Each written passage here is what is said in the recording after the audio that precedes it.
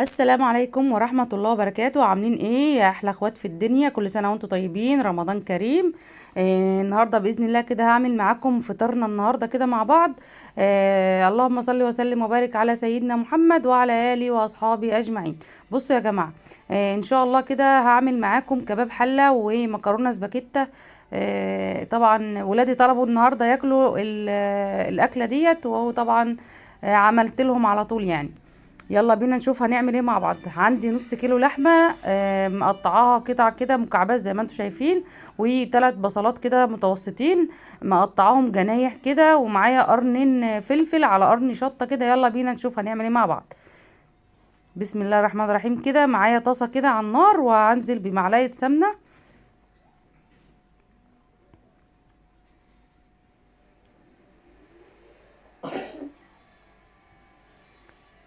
معلقه حلوه كده وحته كمان اهيت.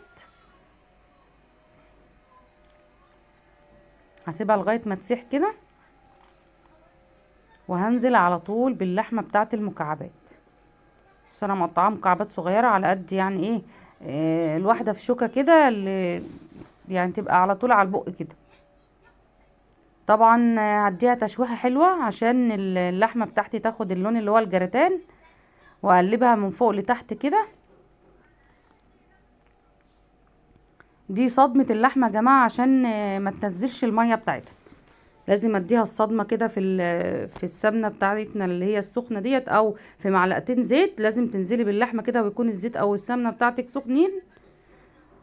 شايفين اللون اتغير معانا اهوت. نفضل نقلب فيها لغاية ما اللون بتاعها كله يتغير. كده احنا بنقفل المسام بتاع اللحمة بتاعتنا عشان خاطر ما تنزلش المية اللي جواها. شايفين؟ هبدأ اقلب فيها كده لغاية ما تبقى باللون ده. انا كده يعتبر بقى في المسامها كده.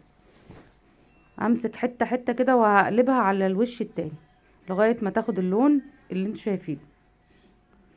وطبعا نسيت اقول لكم ان انا معايا فص واحد توم بس كده، هيديها ريحة حلوة ونكهة حلوة. وسلام بقى لو نزلنا بقرن الشطه كله كده. طبعا انا هعمل نص يعني نص القرن كده عشان خاطر ايه، ما تبقاش حراقه قوي على العيال.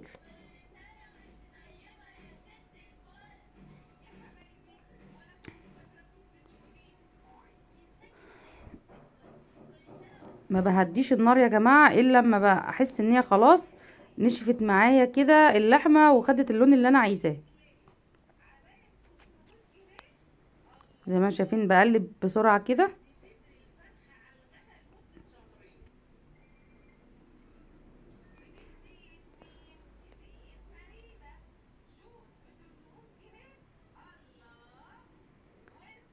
هنا بقى هنزل بفص التوم كده عشان يدي ريحه حلوه كده على اللحمه.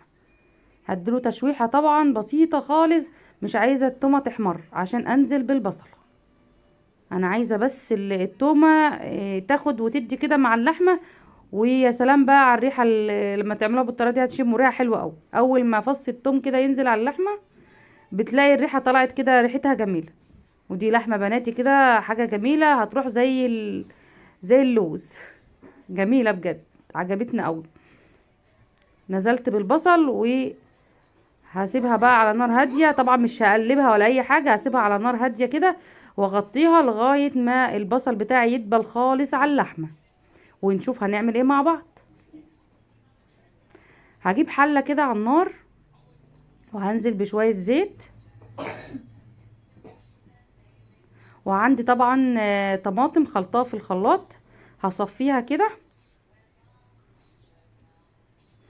نسيت اقول لكم فص التوم ده اهم حاجة، خلي بالكم بيخلي ريحة المكرونة بتاعتنا طعمها حلو قوي. هصفي طبعا الصلصة او الطماطم، لا مؤاخذة.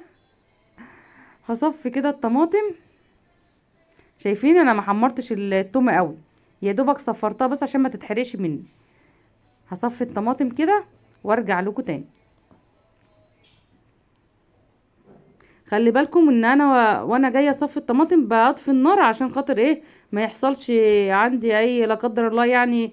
مع الزيت وكده بيحصل النار بتطلع من الحله وكده، وساعه ما الزيت او الحاجة اللي هي الإدام يعني بينزل على النار ممكن يولع، فانا بطفي النار قبل ما انزل بالطماطم. طولت عليكم. صح. امم بصوا انا هنا كده البصلة بتاعتي بعد فترة كده بدأ البصل بتاعي يدبل خالص، ففضلت اقلب فيها بقى وهغطيها تاني. طبعا بسيبها على نار هادية جدا لغاية ما تستوي، ما بعليش النار عليها خالص. وهنا بعد ما لقيتها خلاص داخله على السوا كده، بدأت ان انا انزل بقرن الفلفل والشطة والكمون والكزبرة بتاعتي والتوابل الجميلة بتاعتنا، ومعايا كمان نص معلقة كده من توابل اللحمة، هنزل بيها دلوقتي على اللحمة بتاعتنا دي بقى بتخلي ريحة اللحمة بتاعتك جميلة قوي، وتشم كده ريحة حلوة قوي.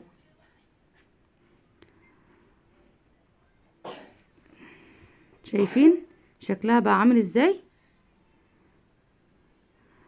انا بقى يا جماعه هنزل بربع كوبايه ميه عليها كده وهغطيها وهسيبها لغايه ما تستوي. ربع كوبايه ميه بس تستوي فيها، هي خلاص اصلا كانت دخلت في السوا يعني. انا هديها شويه ميه صغيرين كده عشان يبقى ليها ايه صوص كده. ريحتها كانت جميله قوي، جربوها ان شاء الله هتعجبكم. ولو عجبتكم الطريقه بتاعتي يا ريت يعني تحطوا لي كومنت حلو ولايك جميل منكم. هنا بقى خلاص كانت الصلصة بتاعتي خلاص استوت برضو وطفيت عليها. هبدأ اسلق المكرونة. طبعا احنا كنا خلاص قربنا على المغرب، فقلت بقى اسلق المكرونة بتاعتي عشان تبقى سخنة كده من غير ما اسخنها تاني. هسلق المكرونة. وطبعا كان في رز كمان وفي عيش، وعملت سلطة وطحينة.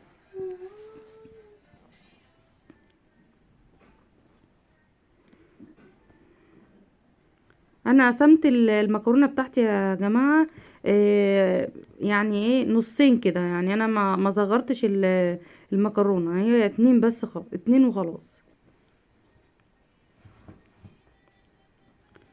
أنا خلاص عملت كل حاجه في وقت قليل. سلقت المكرونه زي ما انتم شايفين كده، وهجيب الصلصه بقى وهنزل عليها كده. طبعا الصلصه بتاعتي طعمتها بالملح والفلفل، وبقى بالشكل اللي انتم شايفين. طبعا مش هحط الصلصه كلها، لما اشوفها هتبقى عايزه ولا لا.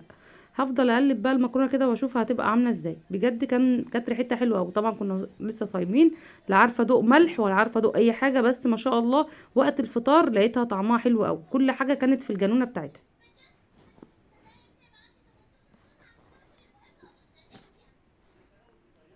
انا هنا احتجت كمان الصلصه اللي كانت موجوده معايا. وخلاص يا جماعه كده زي ما انتم شايفين، غرفت خلاص. المغرب كان بيأذن. غرفت كده كل الاكل بتاعنا. بسم الله ما شاء الله، حاجه كده جميله وتفتح النفس النهارده. وكان عيالي مبسوطين جدا وفرحانين بالاكله، وبيقولوا لكم كل سنه وانتم طيبين، وحطوا لنا اللايك الجميل منكم. ويا رب ينعاد علينا وعليكم بالخير واليمن والبركات. هشوفكم على خير.